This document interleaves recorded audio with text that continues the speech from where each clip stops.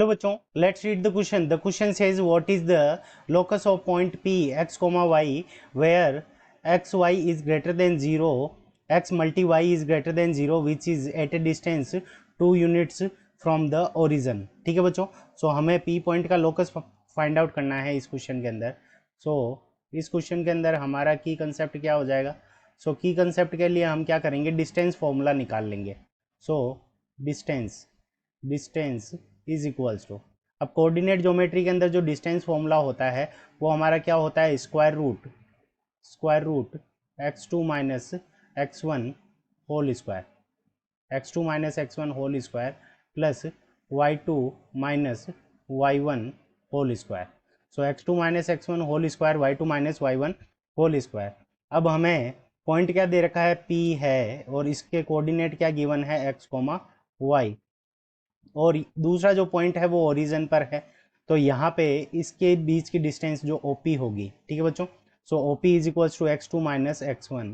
OP is equals to x2 की value क्या है, x minus 0 whole square plus y minus 0 whole square.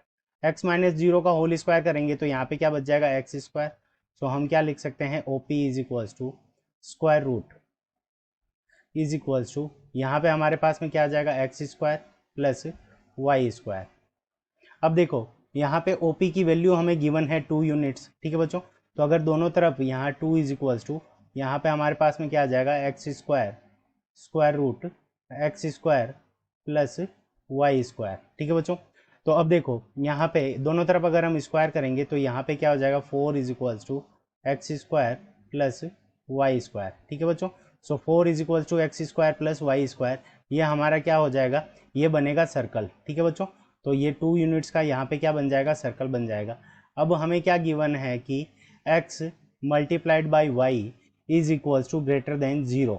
तो यहाँ पे क्या होना चाहिए कि जो पॉइंट है वो क्या होना चाहिए, x मल्टीप्लाइड बाई वाई की वैल्यू क्या होनी चाहिए, 0 होनी चाहिए. ठीक है बच्चों, तो अगर हम यहाँ पे बनाएं तो ये हमारा ओरिजिन हो जाएगा, O पॉइंट.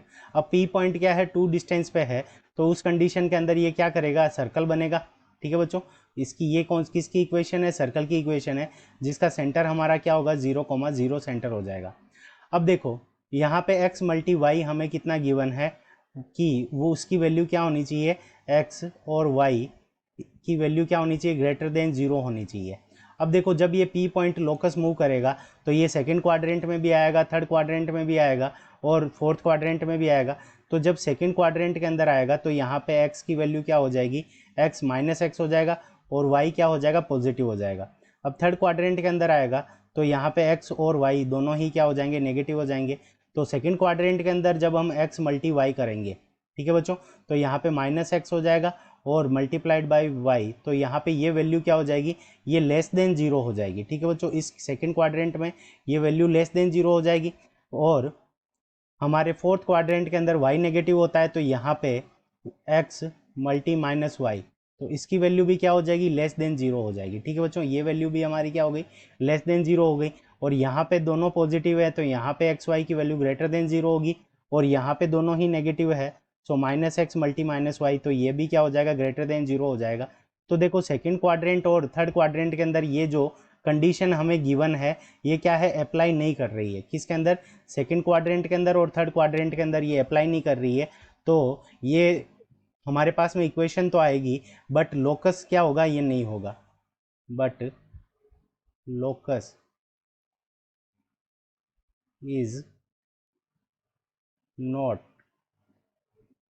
डिफाइंड. ठीक है बच्चों, तो यहाँ पे इस कंडीशन के अंदर जो लोकस होगा हमारा वो डिफाइंड नहीं होगा, नॉट डिफाइंड. सो हमारा option D, none of these, इस क्वेश्चन का करेक्ट आंसर हो जाएगा. I hope you understood it well. Best of luck. Thank you.